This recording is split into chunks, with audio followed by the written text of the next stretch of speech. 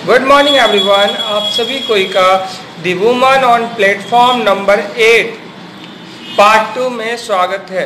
तो चलिए इस वीडियो में आगे क्या होता है देखते हैं।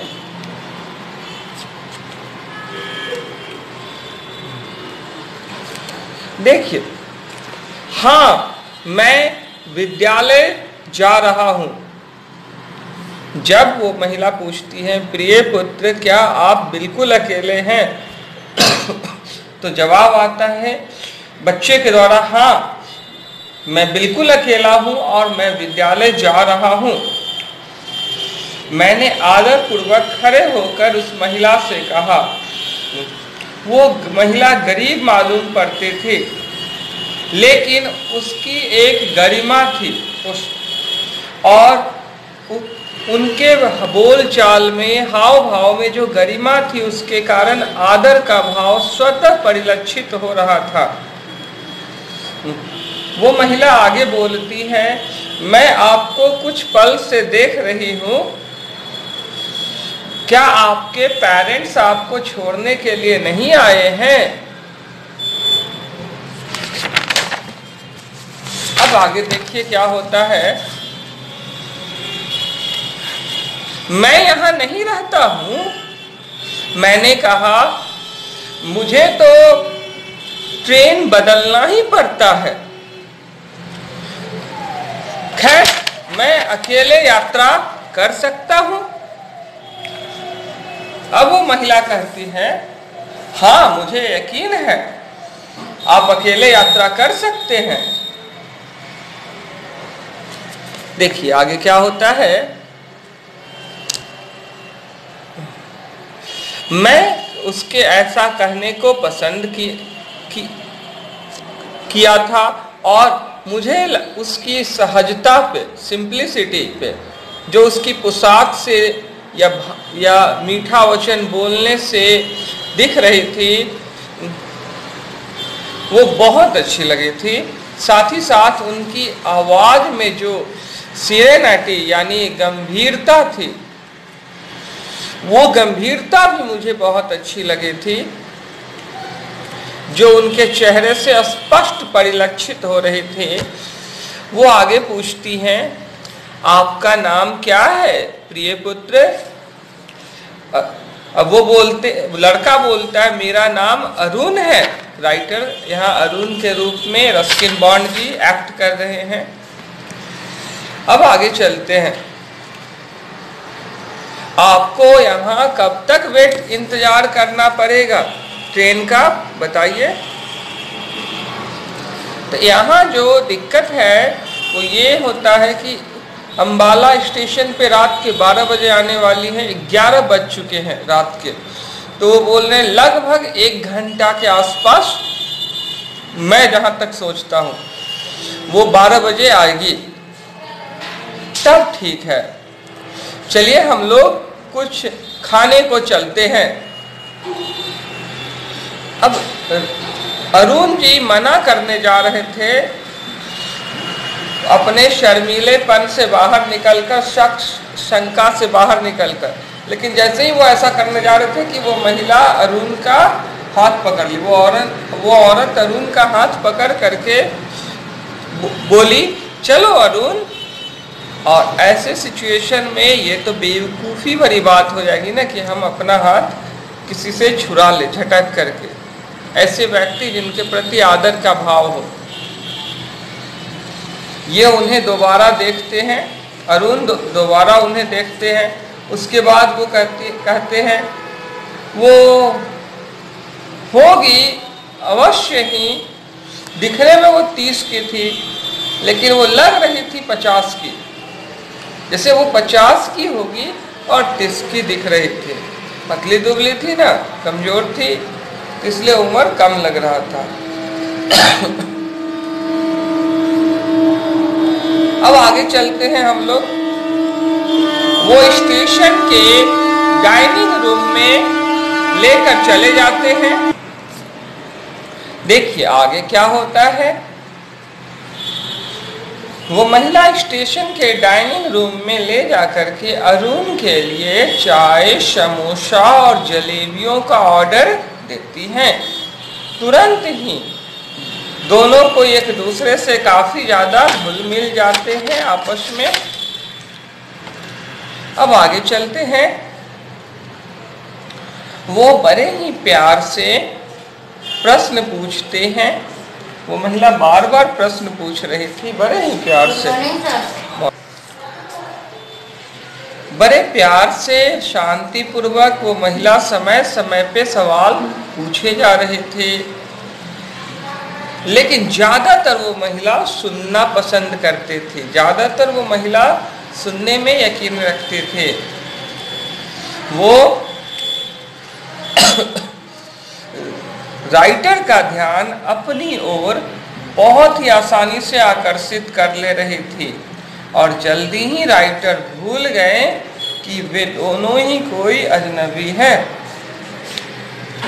अब आगे चलते हैं हम लोग। वो लेकिन एक चीज का ध्यान रख रहे थे कि वो राइटर से उसके मम्मी पापा या फैमिली के संबंध में कोई क्वेश्चन नहीं पूछ रहे थे, या वो कहाँ रहते हैं ये सारे सवाल नहीं पूछ रहे थे। राइटर भी नहीं पूछ रहे थे और राइटर उन्हें उसी रूप में सहजता से स्वीकार कर ले रहे थे जिस रूप में वो दिख रही थी। वो बिल्कुल ही शांत, दयालु और नेक हृदय वाली महिला के रूप में दिख रही थी, जो उसे मिठाइयाँ खाने को परोसी, मिठाइयाँ खाने को दी। एक तन्हा बच्चे को रेलवे प्लेटफॉर्म पर इतने अच्छे ढंग से ट्रीट की। कुछ समय के बाद वो दोनों ही कोई अरुण और वो औरत जो सफेद साड़ी में थी, खामोशी के साथ वापस स्टेशन की ओर चलने लगे, उस स्थान पे जहाँ पे अरुण का सूटकेस रखा हुआ था। ठीक तभी उसके स्कूल में पढ़ने वाले दोस्तों में से दोस्तों में से एक दोस्त जिसका नाम सतीश था, वो उसी के हम उम्र थे, उनके सामने आज आ गए अपनी माँ के साथ। हम लोग एक दूसरे से हाथ मिलाए, अरुण और सतीश एक दूसरे से शेक हैंड किए।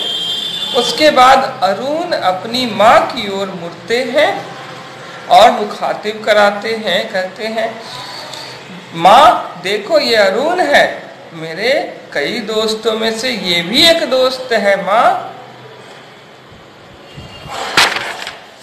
अब अरुण की माँ जो एक बहुत ही ज्यादा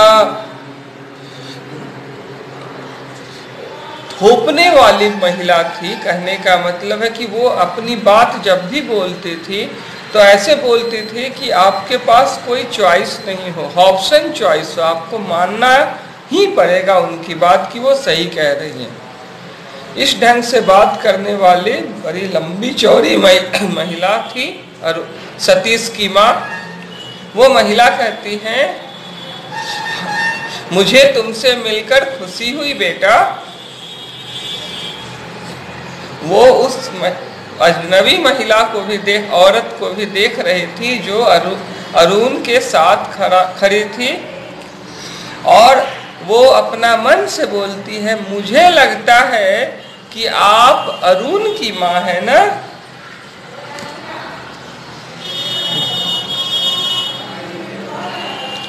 राइटर जो है वो मुंह खोले ही थे सारा स्टोरी को एक्सप्लेन करने के लिए कि ठीक तभी उस समय में वो महिला बोल देती है, बीच में ही जवाब दे देती है, हाँ हाँ मैं अरुण की माँ ही हूँ। राइटर एक भी शब्द बोलने की स्थिति में नहीं थे। वो चुपचाप उस अजनबी औरत को देख रहे थे। वो औरत इसके बाद एक लफ्ज भी नहीं बोली और उसके चेहरे पे झूठ बोलने का कोई भी भाव नहीं था, बल्कि वो तो मुस्कुरा रही थी सतीश की माँ के सामने में। सतीश की माँ आगे बोलती है, हाँ, कितना परेशानी का कारण होता है ना ये। रेलवे प्लेटफॉर्म पर रात के 12 बजे ट्रेन का इंतजार करना कितना हेडेक है ना, हैक्टिक है ये, मतलब कितना ज्यादा टेंशन का फैक्टर है ये। क्या मुसीबत है ये। लेकिन वो आगे बोलती है सतीश की माँ कि एक बच्चा को एक माँ भला रात में अकेले कैसे छोड़ सकती है। इन दिनों अजनबी लोगों के साथ बहुत ही सावधानी बरतनी चाहिए, कुछ भी कर सकते हैं वो। अरुण अकेले यात्रा कर सकता है।